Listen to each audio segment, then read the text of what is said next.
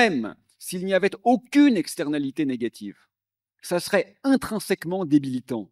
Qui croit ici que TikTok nous rend plus intelligents? Sérieusement, indépendamment de la consommation.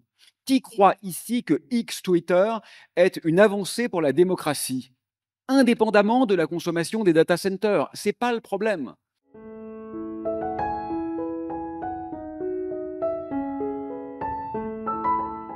En bien moins de 2 siècles, nous avons réussi à polluer pratiquement tout ce qui nous entoure, l'eau, les océans, les sols, l'air, l'atmosphère, et nous avons réussi à décimer une partie importante de la biodiversité. Je crois que nous avons pleinement conscience de ça ici, et ces graves menaces sont pourtant encore trop faciles à oublier, à ignorer. C'est la première question. La technologie ou la technoscience est-elle notre amie ou notre ennemi? Oui, donc bonsoir, merci beaucoup de l'invitation. Désolé pour mon petit retard. Effectivement, j'ai plus de voiture, donc j'ai pris une voiture en éco-partage et j'ai mis presque 3 heures pour venir de Grenoble. Donc voilà, j'ai été un peu surpris. Donc, oui, oui, c'est effectivement un problème très grave. Peut-être, je vais commencer juste par rappeler 3 chiffres parce que c'est un peu mon mantra. Je pense que les chiffres, on en a plutôt trop en tête. J'aimerais plutôt plaider pour une repoétisation du réel et non pas, au contraire, un ancrage, systématique dans le scientifique, le mesurable et le normé. Mais il y a quand même 3 chiffres que je crois signifiants et que je nous invite à avoir en tête. C'est que nous avons d'ores et déjà éradiquer à peu près les 2 tiers des insectes en une décennie, les 2 tiers des mammifères sauvages en quelques décennies et les 2 tiers des arbres en quelques millénaires. Donc vous voyez que d'un certain point de vue, l'essentiel du mal est déjà fait. Donc celles et ceux qui pensent que peut-être on va s'en sortir n'ont déjà pas bien commencé à comprendre l'état du monde dans lequel nous sommes, parce que je leur apprends ce soir de façon très solennelle que les morts ne vont pas revivre, quelle que soit leur pensée magique et leur croyance au Père Noël. Évidemment, cette catastrophe ne touche pas que les animaux, dont nous faisons d'ailleurs partie, et les plantes, mais également les êtres humains, puisqu'environ 800 000 personnes décèdent chaque année de la pollution en Europe, puisque l'eau de pluie est devenue impropre à la consommation et que les particules fines ont vraisemblablement fait baisser l'espérance de vie humaine mondiale d'environ 2 années. Je n'en dis pas plus sur le constat scientifique. Je crois que garder en tête ces quelques données élémentaires est tout à fait suffisant pour se faire une image globale de l'état catastrophique de la vie sur Terre. Alors effectivement, dans cette situation, une question légitime qu'on peut se poser consiste à savoir si la technologie est notre ami ou notre allié.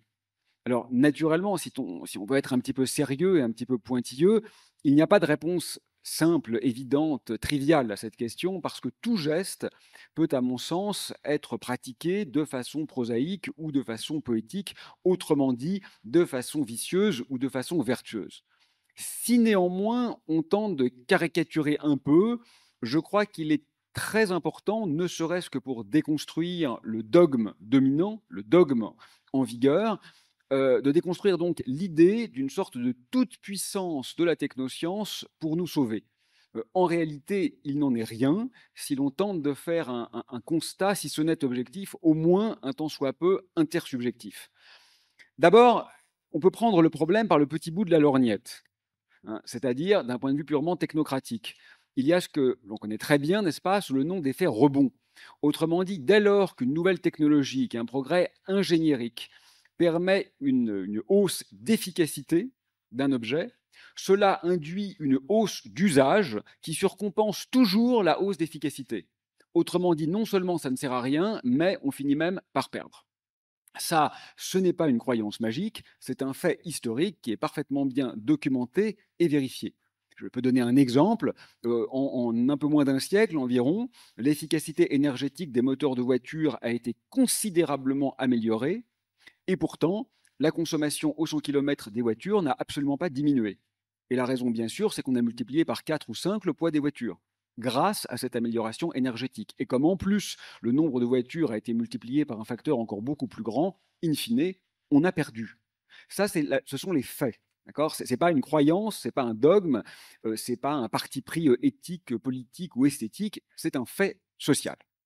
Le deuxième point qui est un peu plus profond, c'est que quand on parle de technologie, on a tendance à oublier que le point nodal, si vous voulez, de toute étude, un tant soit peu pertinente d'une mutation, consiste à évaluer la balance bénéfice-risque ou bénéfice-coût, ce que savent très bien les médecins, par exemple.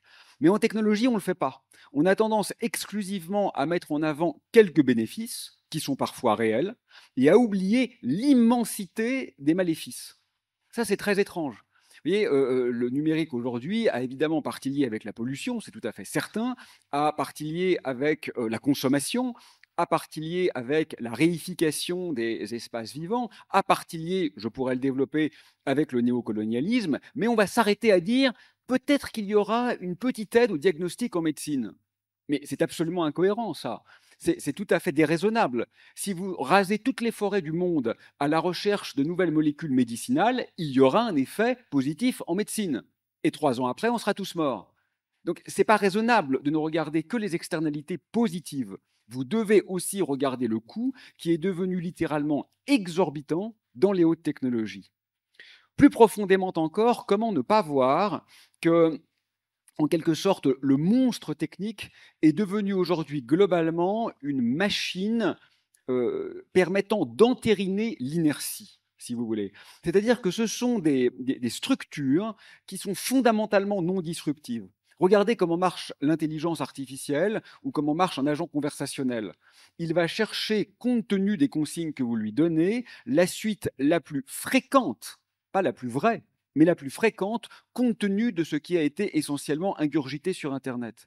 Autrement dit, ce qui est produit par la technologie aujourd'hui est, par essence, pourrait-on dire, un instrument de reproduction à l'identique, ce qui est quand même, pour le moins, le choix le plus aberrant, alors même que nous avons la connaissance tout à fait certaine d'être dans une impasse. Plus profondément encore, et néanmoins plus naïvement, je crois qu'on pourrait aussi noter que, là encore, si on nommait quelques détails, quelques anfractuosités locales, la technologie ne nous rend plus aujourd'hui heureux. Vous savez, c'est la logique du pharmacone qui a été développée par Platon et reprise par Jacques Derrida. Très souvent, c'est une question de dosage, n'est-ce pas, entre le médicament et le poison. Il est tout à fait certain que certains objets techniques ont eu un effet bénéfique pour l'humanité. Et il est tout à fait certain que ces mêmes objets sont devenus aujourd'hui maléfiques. Et quand je dis maléfiques, je ne parle pas ici d'émissions de CO2 ou de pollution ou de consommation. Je parle de cette chose très élémentaire et très fondamentale qui consiste à dire même s'il n'y avait aucune externalité négative, ça serait intrinsèquement débilitant. Qui croit ici que TikTok nous rend plus intelligents? Sérieusement, indépendamment de la consommation. Qui croit ici que X Twitter est une avancée pour la démocratie? Indépendamment de la consommation des data centers, ce n'est pas le problème. Nous sommes en train de construire des outils qui fondamentalement prennent le pouvoir. Ce n'est pas du tout un délire ou une sorte de comme ça d'annonce apocalyptique. C'est un fait. Les compagnons ou épouses de vos enfants sont aujourd'hui choisis par les algorithmes de Facebook ou de Instagram qui vont décider des gens qui apparaissent dans leur mur de conversation et par conséquent de ceux avec lesquels ils vont tisser des liens et par conséquent de celles et ceux avec lesquels ils auront des relations amicales ou amoureuses. Ce sont déjà les machines qui sont en train de choisir ce que seront nos vies. Et la question fondamentale, c'est pas de savoir si ça pollue, c'est de savoir si c'est intrinsèquement quelque chose de souhaitable ou s'il ne s'agit pas, et vous l'avez compris, la question est rhétorique, en réalité d'un affaissement radical de notre puissance d'être.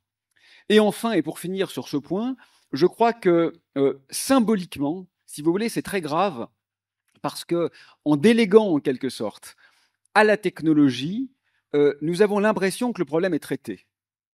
Certains croient sincèrement, mais la sincérité n'est hélas pas gage de clairvoyance, n'est-ce pas, que les intelligences artificielles vont nous sauver. Bon, c'est parfaitement inepte, ça j'en suis absolument convaincu.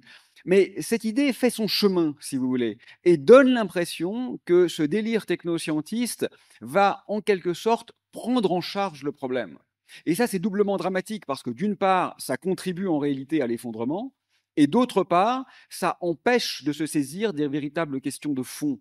qui ne sont pas comment améliorer de 20% l'efficacité des moteurs, mais a-t-on vraiment besoin des moteurs pour développer notre puissance d'être?